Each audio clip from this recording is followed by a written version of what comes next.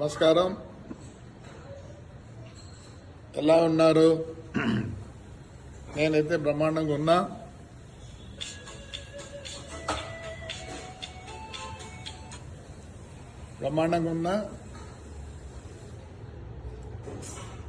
త్వరలో ఊరికి కూడా వస్తాను. అన్నీ బాగానే ఉన్నాయి, కానీ కొందరు ఇసుక విషయంలో నేను ఒప్పుకోను. నా దగ్గర లిస్ట్ అంతా ఉంది. సోమవారం మీరు కనుక నాకు రిప్లై ఇచ్చి లిస్టు పంపిమంటే పంపిస్తా. ఈరోజు సిఐలకు ఎస్ఐలకు చెప్తున్నా. కొందరు అంటున్నారు, ఏమయ్యా మాకు స్టోర్లు ఆ సారా ఏంటో ఇచ్చినారా పనిచేసేదానికి, అవి ఇస్తే చాలు అనుకుంటున్నారా అన్నారంట. ఏమో చెప్పండి. ఏ నది అంత ఇచ్చేయాలనా మీకు? నది ఇచ్చేస్తాంలే. దాంట్లో చాలా మంది ఉన్నారు. ఒక 5 మంది 6 మంది మటుకు రొంత అంత పార్టీకి కష్టపడి జైలుకి పోయి వచ్చిన వాళ్ళు ఉన్నారు. రొంత వాళ్ళు మాట్లాడితే పర్వాలేదు, కానీ అక్కడ చేసే వాళ్ళంతా నాకు తెలుసు. నందలపాడులో మొత్తం ఇష్టం వచ్చినట్టు చేస్తారు. మీ టిప్పర్ కానీ ట్రాక్టర్ పట్టుకొని పోతే ఒక్క సంవత్సరం బయటికి రాదు.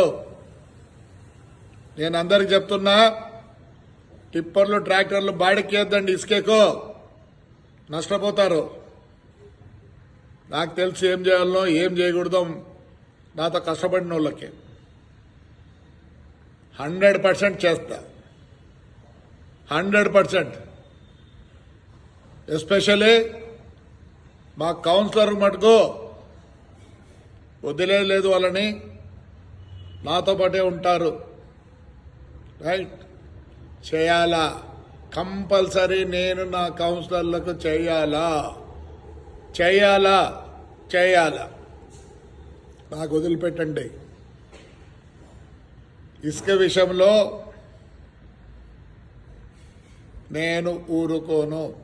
పోయిన 5 సంవత్సరాలు కూడా ఊరుకోలేదు. మీరే ఎందుకు చేసుకోవాలా? ఒక పని చేద్దాంలేండి, అంతా ఒకసారి వేసి అందరికి పంచుతాంలే. పాపం ఒక్కడే చేసుకోవాలా? దగ్గర 40 పేర్లున్నాయి. భద్రం, దయచేసి ఇసుక విషయంలో నన్ను క్షమించండి.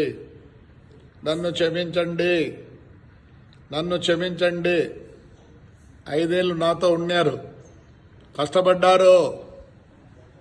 ఇసుక విషయంలో నేను ఒప్పుకోను. కొందరికి ఆల్రెడీ కొన్ని చూపించినాం. తప్పు ఎవడన్నా చూపినోడు ఉంటే నేను వస్తున్నా, రండి. తప్పకోకుండా నా డ్యూటీ. నేను మిమ్మల్ని మరవను.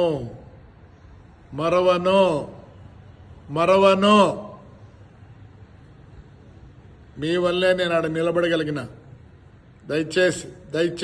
దయచేసి చెప్తున్నా, ఇసుక విషయంలో మానుకోండి అందరూ. ఎవడైనా సరే, నా బంధువైనా సరే, నా మిత్రుడైనా సరే, నా స్నేహితుడైనా సరే, నాకు ప్రాణాలు ఇచ్చిన వాళ్ళైనా సరే, ఇసుక విషయంలో మానుకోండి.